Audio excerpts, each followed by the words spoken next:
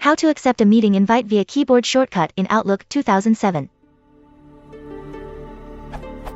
Is there a keyboard shortcut to accept a meeting invite in Outlook 2007, or another edition? If so, what is it?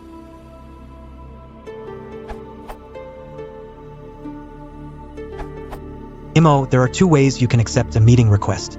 When you are browsing list mail, an invite isn't opened. When you have opened the invite, for one, when the meeting invite is the focused email.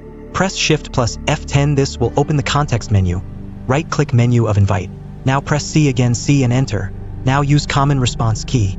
For two, as you already know, can use Alt plus H to navigate to ribbon. C to do the click effect on pull-out accept response option. Now use common response key. Common response key. Both ways post you select accept. You can use any of following to respond. E. Edit the response before sending. S. Send the response now.